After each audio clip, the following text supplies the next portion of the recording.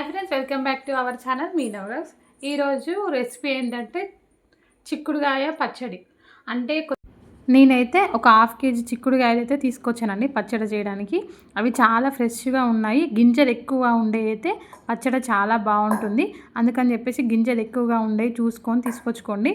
అవి మనం తుంచేటప్పుడు కంపల్సరీ కొంచెం పెద్దగా ఉండేటట్టు చూసుకోండి. ఎందుకంటే చిన్నగా ఉన్నట్టయితే తొందరగా ఉడికిపోతాయి, టేస్ట్ ఉండదు. కొంచెం పెద్దగానే తుంచండి.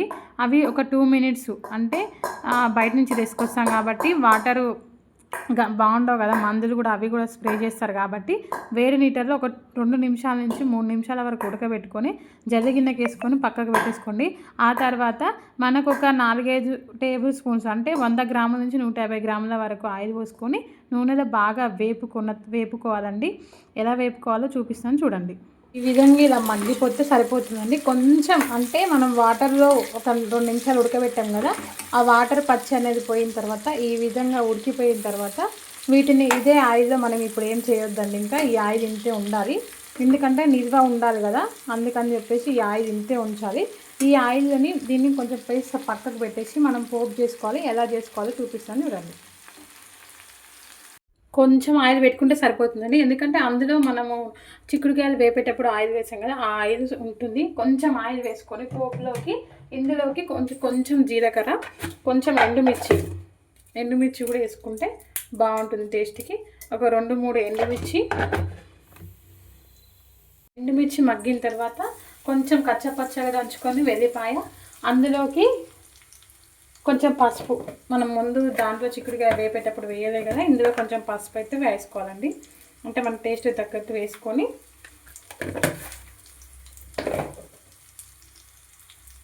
మంచిగా మగ్గిన తర్వాత ఇందులోకి కొన్ని కరివేపాకు రెబ్బలు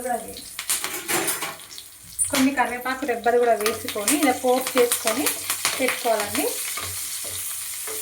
పోపు రెడీ అవుతుంది. అట్లనే ఒక నిమ్మకాయ అయితే కావాలండి, నిమ్మకాయ కూడా రెడీ చేసుకొని పెట్టుకోవాలి. ఈ పోపు అయిపోయిన తర్వాత చూపిస్తాను చూడండి. పోపు అయితే పక్కకు పెట్టేసాను, చల్లారుతుంది. ఆలోపు 4-5 రెబ్బలు వెల్లుల్లి తీసుకొని కొంచెం జీలకర్ర మెంతుల పొడిని ఆల్రెడీ ఇందులో పట్టుకొని ఉందండి, దాన్ని ఇందులో వేసేసుకొని మిక్సీ ఆడించుకుంటాను. ఇలా చల్లారిపోయిన మిశ్రమంలోకి ఫస్ట్గా జీలకర్ర మెంతులు ఎల్లిపాయ వేసేసి మిక్సీ పట్టుకున్నాను, కానీ ఈ పొడి యాడ్ చేసుకోవాలి. యాడ్ చేసుకున్న తర్వాత అందులోకి మనకు రుచికి సరిపడా ఉప్పు అయితే వేసుకోవాలి. నేనైతే రాక్ సాల్ట్ వాడతాను, మీ ఇష్టం, ఇది ఏ సాల్ట్ అయినా వేసుకోవచ్చు. ఒక 3 స్పూన్స్ అయితే పడుతుందండి, నిల్వ ఉండాలి కాబట్టి. దీంట్లోకి సరిపడా కారం కూడా యాడ్ చేసుకోవాలి. ఇప్పుడు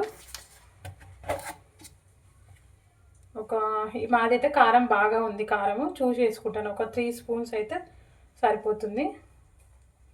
కారం తక్కువ ఉంటే మాత్రం ఎక్కువ పడుతుంది, మాది కారం ఎక్కువ ఉంది అందుకని చెప్పేసి ఇది తక్కువే పడుతుంది. కారం మీ టేస్ట్కి తగ్గట్టు చూసి వేసుకోవాలి.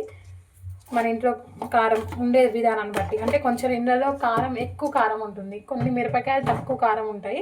సో దాన్ని చూసుకొని చేసుకోవాలండి. ఇలా అయిపోయిన తర్వాత ఈ మిశ్రమాన్ని మంచిగా కలుపుకోవాలి. బాగా చల్లారిన తర్వాతనే ఇది మీ కారం, ఉప్పు, జీలకర్ర మెంతులు, ఎల్లిపాయ పొడి అయితే వేసుకోవాలండి.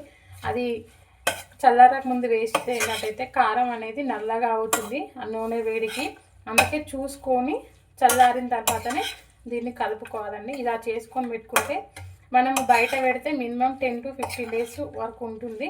మనం ఫ్రిడ్జ్లో పెట్టుకుంటే మాత్రం ఒక 2 months 1 monthకి ఎక్కువనే ఉంటుంది. నేనైతే కారం ఇది మాకు తక్కువ ఉంది అని చెప్పేసి నేను తక్కువ వేసాను. మీ కారం ఉప్పు మాత్రం చూసుకొని వేసుకోండి. ఇందులోకి పోపు అయితే యాడ్ చేస్తున్నాను. ఇది బాగా చల్లారిపోయిన తర్వాత మనం ఇప్పుడు ముందుగా చేసుకున్న పోపు ఉంది కదండి, ఈ పోపుని ఇందులోకి యాడ్ చేసుకోవాలి.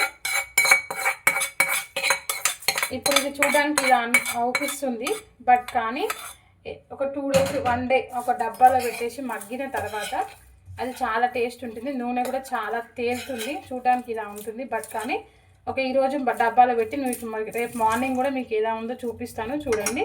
ఇప్పుడు దీంట్లోకి అయితే ఒక నిమ్మకాయ పిండుకోవాలి.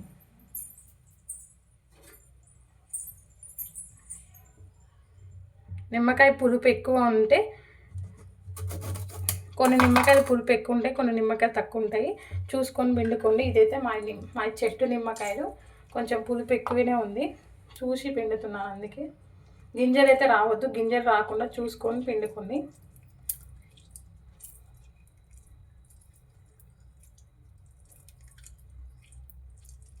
పులుపు ఎక్కువ ఉన్నదైతే అర ముక్క అయితే సరిపోతుంది.